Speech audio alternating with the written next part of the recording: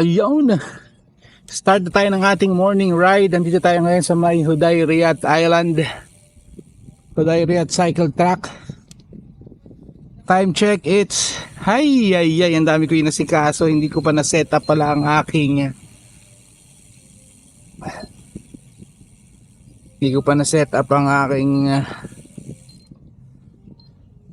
mga thingy. Yan. Time check, it's 11 o'clock na. 10:56. Malamig ang hangin, makulimlim pa rin. Ma-sunstorm kagaya kahapon. Today Saturday, so hindi tayo solo ngayon. Kasama natin si Madam. Andiyan lang sa likod si Madam.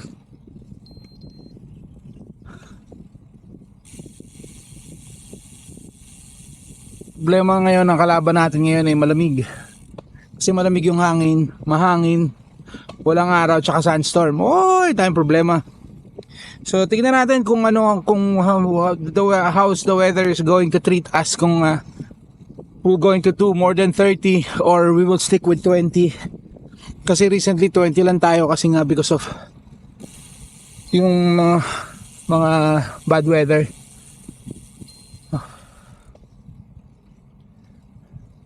Pasok lang tayo dito sa may bike track ng Hudayriat Island. Merong ilan to, maraming loop ito.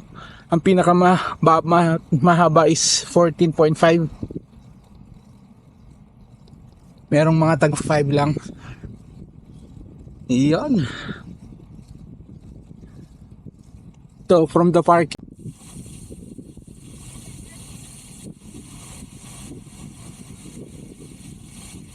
ayan, simula pa lang naubusan kagad tayo ng battery. Hindi ko kasi na-charge yung battery. Meron naman tayong spare battery. Kaya kahit pa paano maaraw-araw. Ang problema niya, nakalimutan ko rin mag sunblock. Good luck sa pangingitim natin. Malamig pa rin yung hangin. So titingnan natin, mukhang I think it's a perfect weather. Kahit mahangin, tingnan natin banda ron, kasi banda ron sa may bandang beach side, doon malalaman yung kung tayo isasampalin ng buhangin. Ayan, mega love shoutout sa ating mga subscribers, members and viewers. Thank you very much. Sponsors, Mami Guaps, Manny Villar, si Mike Traveler, Evelyn Escotodo, at sa lahat ng mga nagpapakulay sa atin dyan pag nagla-live tayo. Maraming salamat po sa inyo lahat. Yun, Saturday ride, let's go. Yun, parang may iba mga kalsada ngayon dito kasi usually it's from there. Ngayon open na tong isang track na to. So baka mas umiksi yung isang full na ikot, baka mas umiksi. Hindi natin alam ito. Fresh to, bagong gawa tong na to. Itong dinadaanan natin kasi before it's on that side. Marami kasing ginagawa dito. Marami pa rin mga construction dito.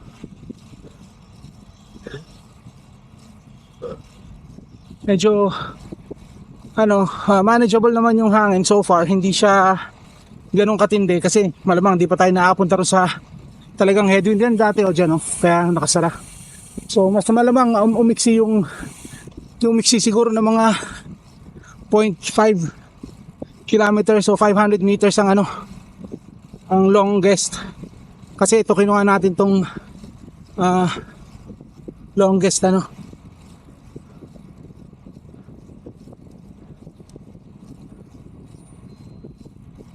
itong longest na loop.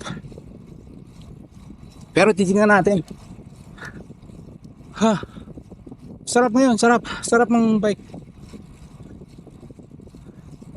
So third day na pala tayo ngayon, fourth day na pala. Fourth day na at ang ating 30-day challenge.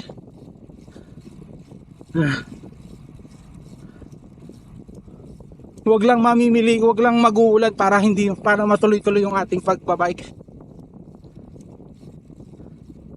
Para makumpleto natin yung 30-day challenge.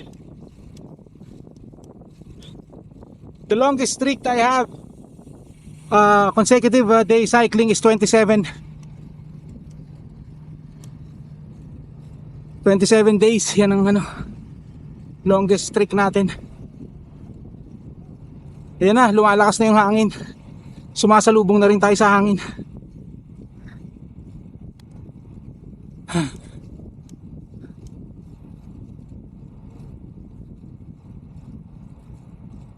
Let's go!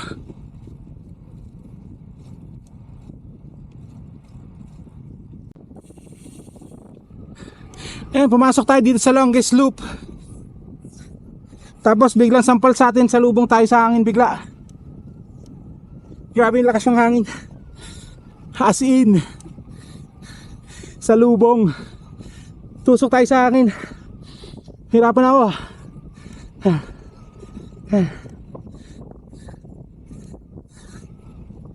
Ito ang isa sa mga matitinding kalaban, yung tinatawag na headwind.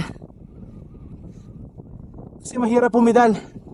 Lalo na sa akin, medyo malapad ako eh. So, malaki yung drag ko. Yung resistance ko sa akin malakas.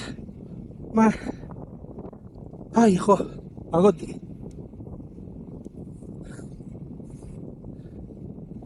So let's go. Pero tsatsagayin natin yan. Party ang pagsubok na yan.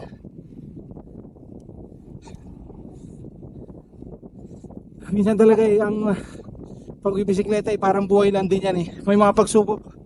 Pero you just need to continue the journey para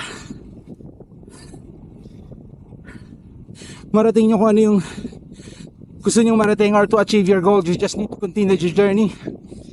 Kailangan nating overcome the obstacles and challenges, and that will make us stronger as well. Yun, medyo malalim-lalim yun. Let's go! Grabe, may mga part na sobrang lakas ng hangin. Andito na si Madam sa harapan. Kaabutin ko na siya. Pinauna ko na siya kasi kanina nagpalit pa ako ng battery. Pagod na ako.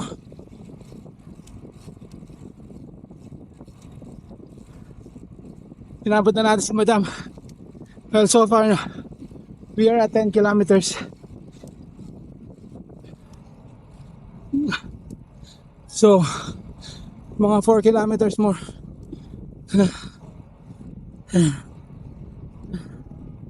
Para matapos natin yung isang ikot. Then we will just do another, maybe 2 ikot lang tayo kasi sobrang hirap.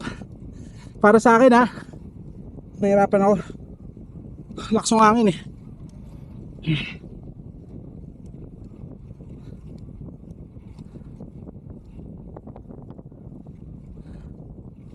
Ito na si Madam sa harap.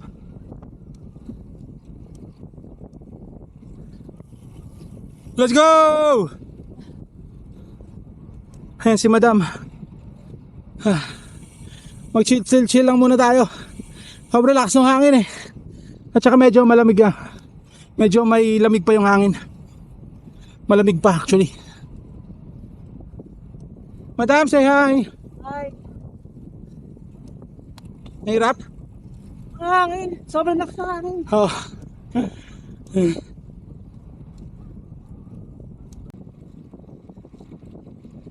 Ayan, we're almost done with our first loop. Mag-i-stop lang tayo saglit doon sa may drinking station.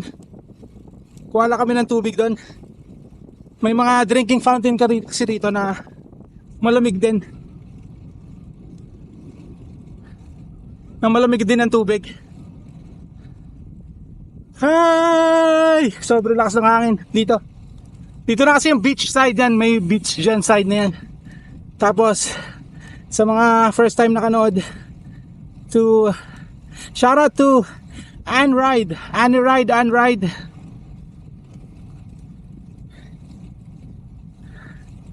Yan.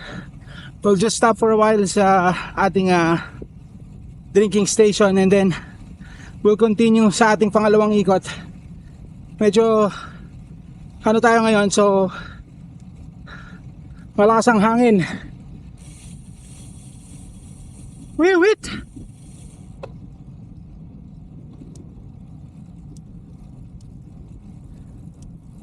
Madam, nagmamadali ka na ba? Madaling-madali na si Madam umistop. Oh my goodness. Only headwind. Headwind and fire. Let's go.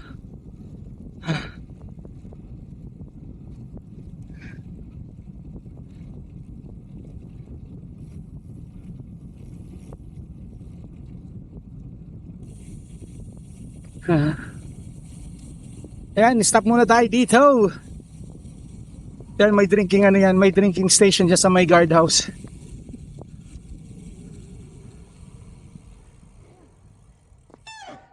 Ayan na yung beach side, pero walang naliligo dyan. Yung naliguan talaga doon sa kabilang side. Pero yan, beach pa din yan. Dagat-dagatan pa rin. Ayan na yung drinking fountain sa harapan natin. Ayan.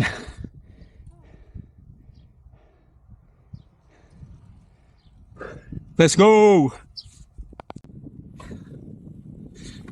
Ayun, nakapag-hydrate na tayo. Andito na tayo sa Red Bridge. Favorite namin tong Red Bridge na to. Bukod sa maganda yung magandang view, may dagat, color of the sea, at saka ano to, malapit na sa exit.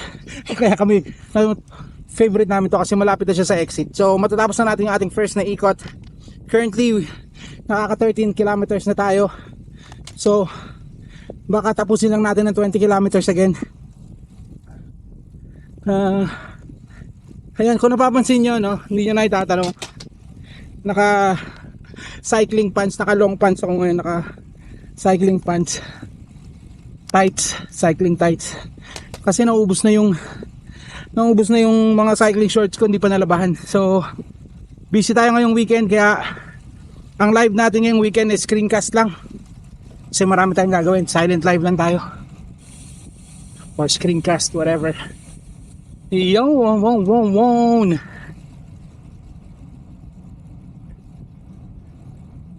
Balik na tayo sa ating ride. Let's go!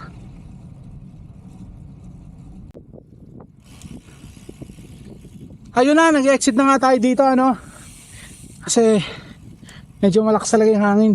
Tsaka matindi-tindi na rin sikat ng araw. Siguro bukas, we might come back here, pero aga-agahan namin para makadami-dami ng ride. Okay na rin yun, 20 kilometers na mabilisan lang. 40, wala pa isang oras. Suko ang Bataan. Pero medyo masarap yung 5K, Jake. 5 kilometers, diba? Yes. Ang aming ikot na gano'n. Pero din.